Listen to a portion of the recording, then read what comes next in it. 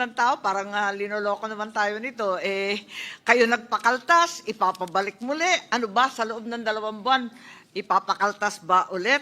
Gusto kong malaman, real talk konti ilan ba talaga at alin ba yung mga project na dumaan na sa early procurement sa panahong ito? Ilan ba talaga? Meron ba na mga projects na pinag-uusapan na nasa loob ng NEP sa budget ng Pangulo, nag-undergo na ng early procurement? Meron na ba? Kasi ang balita, takot lahat.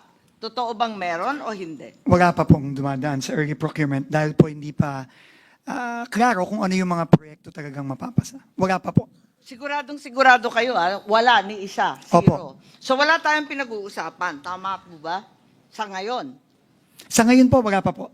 So ang ibig sabihin niyan, dati-rati talagang hinahabol yung early procurement ng October para hindi ma-delay ang project kasi aabutan talaga ng tag-ulan, hindi po ba? Tama po yun. O kung ganon, mag-a-adjust ka ng lahat ng ABC, sigurado na madidelay. Totoo po yan, Madam Chair. So ang hinaharap natin, talagang madidelay. Opo, dahil po na-delay ang early procurement, marami pong mga proyekto for 2026 na madidelay. Sigurado so, po ang yan. hinaharap natin, talagang malungkot ang first and second and even third quarter, aabutin ng ulan. Yung tamang projection lang, kasi nag-expect ng tao, dadagdagan, papabalik mo. Pagkatapos, madidelay rin pala. Ano naman ang bisa nun? Para kay pa? Ang bisa po nun, matutuloy pa rin po yung mga proyekto, Madam Chair. Madidelay lang nga po dahil extraordinaryo po itong panahon natin, Madam Chair. At tingin ko po, prudent din po, tama din po, na hindi muna magsimula ng early procurement. Dahil unang-una, hindi pa po sigurado kung ano ang mga project na papasa ng Kongreso. At ikagawa, dahil nga po nagbaba tayo ng presyo ng materyales ngayong fourth quarter. Ganun pala, wala pala tayong pinag-usapan at talaga naman haharapin natin 3 quarters worth of delay. Tama naman yung mga nag-text po sa atin na lokohan na lamang to.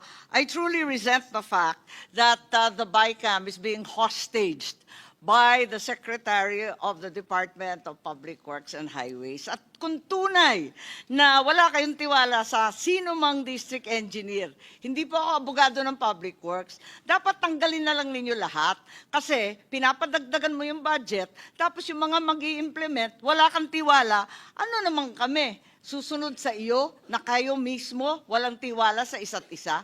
Tama ba yun? Yun lang po. Salamat po, if I may just respond to that po, ma'am.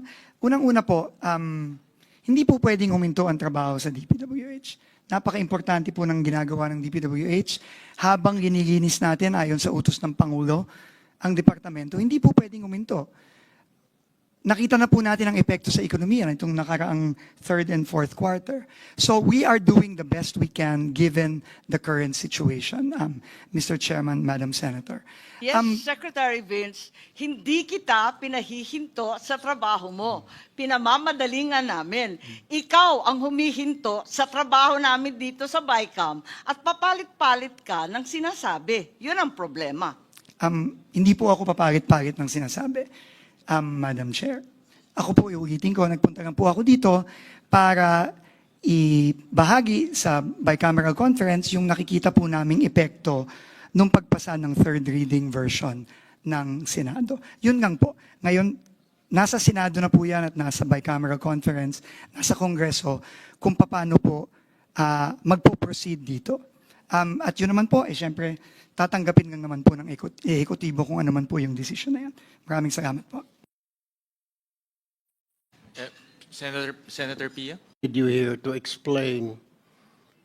Now, tell us, convince the public watching right now na itong hinihingi nyo na ibabalik na 45 billion, na ito po ay hindi insertion, na ito po ay hindi pork barrel.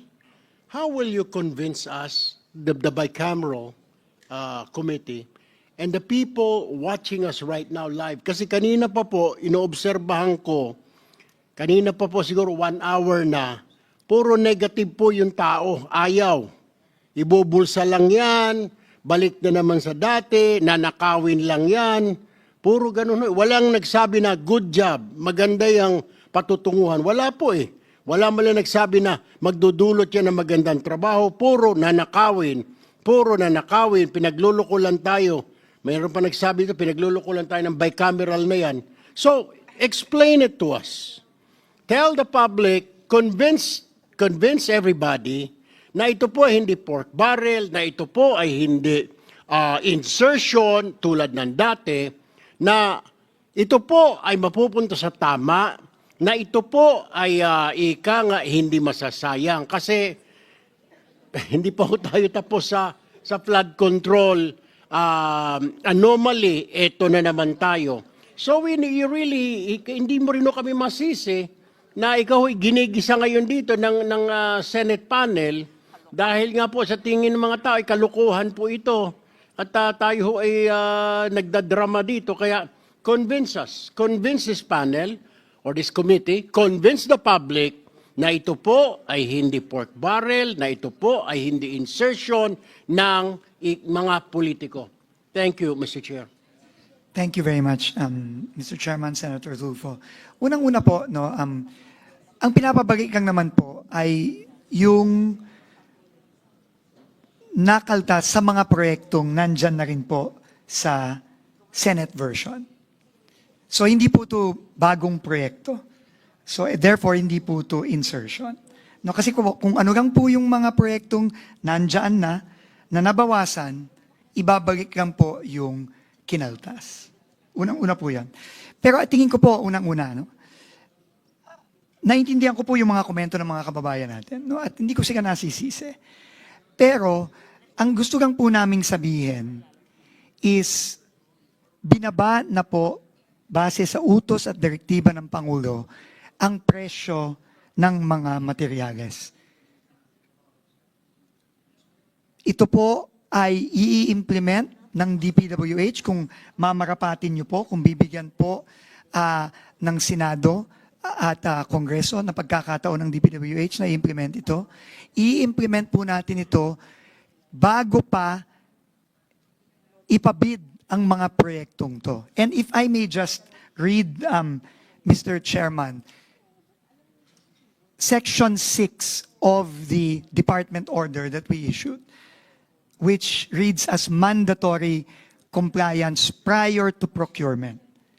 Sinasabi po dito, the bids and awards committees must, letter A, require certification from the concerned head of office attesting to the application of the updated construction materials price data. Ensure that no procurement shall commence without the certification from the head of office, and reject or return any project that is not duly certified. No procurement activity may proceed without meeting this requirement. Ibig sabihin po, i-approve po muna natin bago ituloy ang bidding para masigurado na totoo ngang ibinaba ang mga presyo ng mga proyekto bago pa ito ipabid. So ito po talaga tingin ko ang magiging safeguard natin. Pero syempre po kami po ay open sa kahit ano pa pong dagdag na safeguard kasi iisa lang naman po ang ating layunin lahat. Siguraduhin na hindi na maulit yung pagnanakaw. Lalo na dahil dito sa mga overpriced, nakitang-kita naman talaga natin na dati overpriced po talaga ang mga proyekto. Mr. Chair, follow-up question lang kay Secretary. Mr. Secretary, nabanggit po ninyo na dumaan sa proseso at dadaan sa proseso po ulit, may bidding na dadaanan, etc. Ganon-ganon din naman po yung sa flood control, Mr. Secretary. Dumaan din po sa bidding, dumaan sa TWG, meron pang COA, etc., etc., may PCAB, may kung ano-ano, ang dami hong safety measures na sinasabi. Bakit po nakalusot yung flood control? Dumaan po sa bidding, dumaan sa Congress, dumaan sa Senate, dumaan sa pagdating sa district, sa bidding, etc., TWG, COA, yung pala lahat kasabwat, Mr. Secretary. So how will you convince us, how will you convince the public na this is different this time, na seryoso na po kami na hindi na po maulit talaga, promise. Kasi mahigpit na ngayon kasi ayaw ng Pangulo. Kasi ganun din po nung nakaraan sa flood control. Dumaan po sa committee, dumaan po sa bicameral, tapos ibinaba na, i-download na po kung saan-saan, may district engineer. Pero ganun din po, nakalusot, may ghost project, merong substandard. Dumaan din naman po yun sa mga bidding, dumaan sa TWG, lahat. So, what's the difference, Mr. Secretary? Yung projects ngayon, itong pondo na ito, na halos the same lang pagdadaanan, is there anything extra, measure na para hindi na po talaga maulit tulad ng nangyari po sa flood control, Secretary Vince? Mr. Chairman, Senator Tulfo, may malaki pong pagkakaiba ngayon. Ang pinakamalaki pong pagkakaiba ngayon ay yung direktiba at ginawa ng DPWH ayon sa direktiba ng Pangulo na ibaba ang presyo ng mga materyales. Hindi pa po ito ginagawa. Hindi pa po ito ginagawa sa tagal-tagal na sa DPWH na ibinaba at ipinareha sa presyo ng merkado ang presyo ng simento, presyo ng bakal, presyo ng buhangin, presyo ng graba. Hindi pa po ito ginagawa. Yun po ang malaking pagkakaiba, Mr. Chairman, ngayon. That's all for me, Mr. Chair. Thank you. Thank you.